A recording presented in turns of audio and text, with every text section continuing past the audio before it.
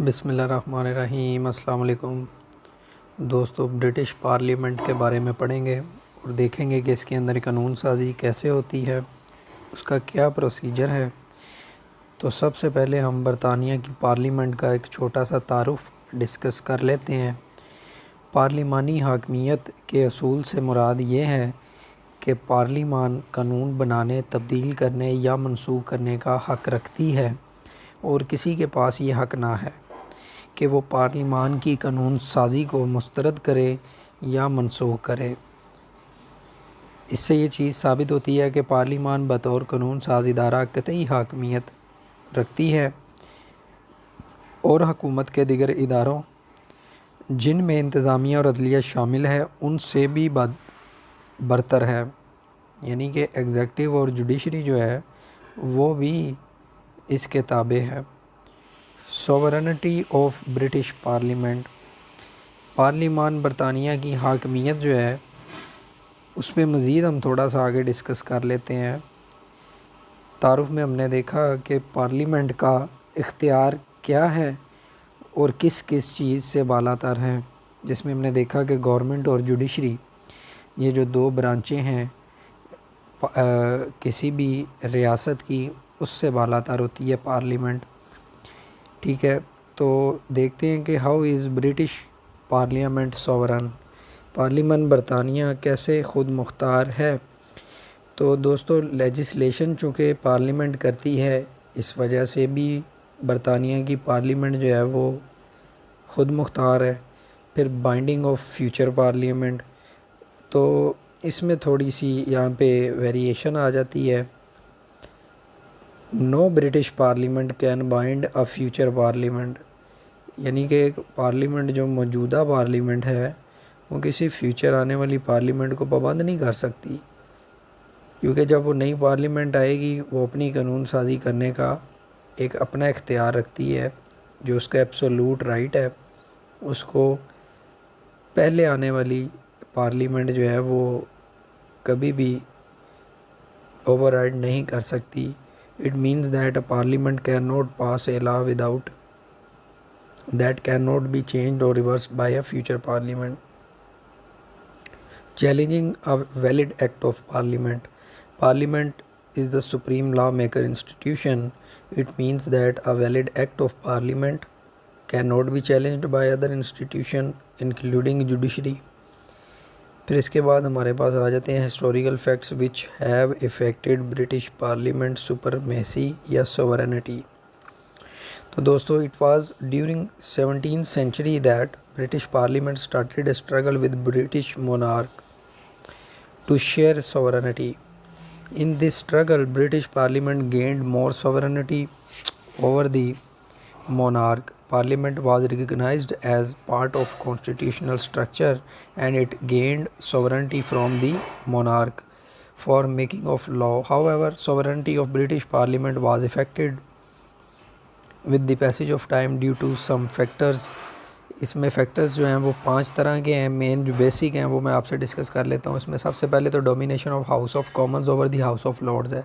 पहले इख्तियारात house of Lord's के पास थे, जो आहिस्ता आहिस्ता डेवोल्यूशन होती गई जिनकी हाउस ऑफ कॉमन्स की तरफ। इस तरह ब्रिटिश पार्लियामेंट जो है वो उसकी सोवरेनिटी जो है वो इफ़ेक्ट हुई। फिर ह्यूमन राइट एक्ट 1998 जो है उसने भी ब्रिटिश पार्लियामेंट की सोवरेनिटी को इफ़ेक्ट किया। मेंबरशिप ऑफ यूरोपियन यूनियन, तो जब बरतानिया ने यूरोपियन यूनियन की मेंबरशिप हासिल की तब भी इसकी सोवरेनिटी जो है वो मुतासिर हुई, इफ़ेक्ट हुई। फिर उसके बाद establishment of British Supreme Court, तो establishment of Supreme Court which is British Supreme Court also affected parliamentary sovereignty in this way that it is ended House of Lords power as final court appeal. पहले House of Lords जो था उसके पास judicial powers थी, तो जैसे ही Supreme Court British constitution के अंदर इंट्रोड्यूस करवाई गई और उसकी बिल्डिंग या उसका ऑफिस एग्जिस्ट किया या करवाया गया, उसके बाद हाउस ऑफ लॉर्ड्स की जो जुडिशल पावर थी वो भी डिवॉल्व होके हाउस ऑफ कॉमन को सुप्रीम कोर्ट को चली गई। तो दोस्तों, ये तो थी parliamentary supremacy or Parliament of Britain. Now we shall discuss about the legislation which is done in the Parliament of Great Britain. तो स्टार्ट करते हैं दोस्तों।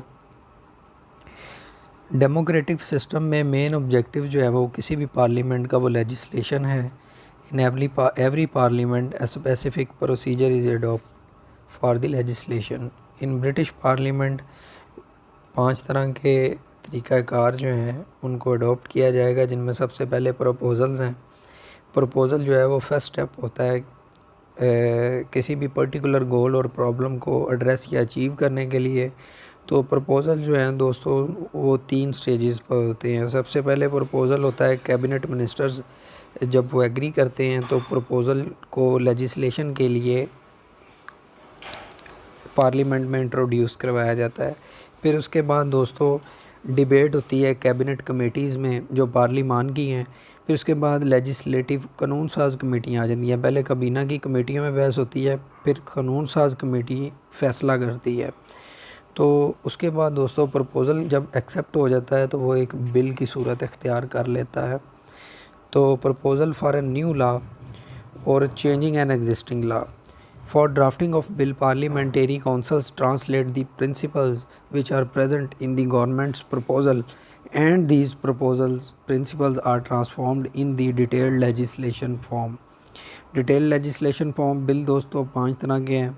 सबसे पहले पब्लिक बिल है, उसके बाद प्राइवेट बिल है, फिर प्राइवेट मेंबर्स बिल है, फिर उसके बाद हाइब्रिड बिल है और एक मनी बिल है। पब्लिक बिल के बारे में बताऊंगा। ये वो बिल होता है जो कानून को तब्दील कर देता है। ठीक है, हुकूमती वज़रा और अवामी बिलों की अक्सरियत को तजवीज़ करते हैं। हुकूमती वज़रा जो हैं वो अवामी पब्लिक बिलों की अक्सरियत को तजवीज़ करते हैं। इस तरह का बिल दारुल उलूम या दारुल उमरा में इब्तदाई तौर पर पेश किया जाता है, यानी कि ये हाउस ऑफ कॉमन में भी पेश हो सकता है और हाउस ऑफ लॉर्ड में भी पेश हो सकता है। फिर आगे आ जाता है प्राइवेट बिल। प्राइवेट बिल अमूमन तंजीमों की तरफ से पेश किए जाते हैं, ऑर्गेनाइजेशंस की तरफ से। इस तरह का बिल दारुल उलूम या दारुल उमरा में पेश किया जा सकता है, यानी हाउस ऑफ कॉमन्स और हाउस ऑफ लॉर्ड्स दोनों में ये कहीं भी पहले पेश किया जा सकता है।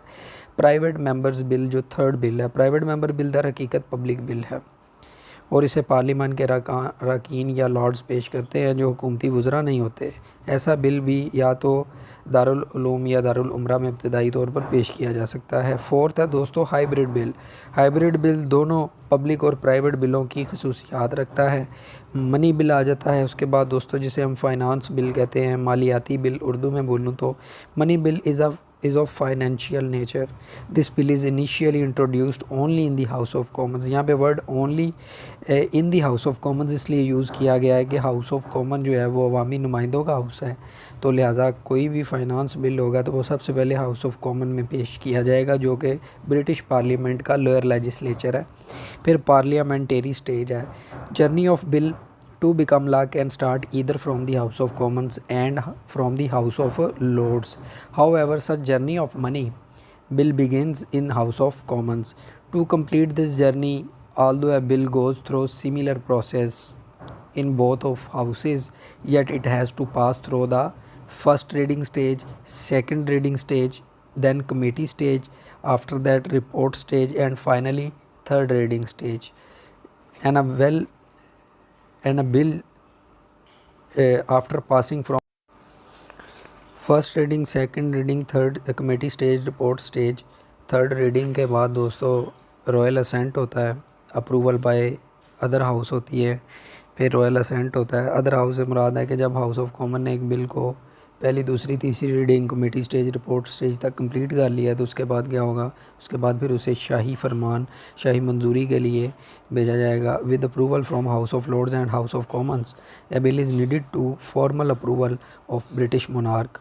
Such formal approval is called royal assent. After receiving royal approval, a bill becomes law and it becomes an act of parliament.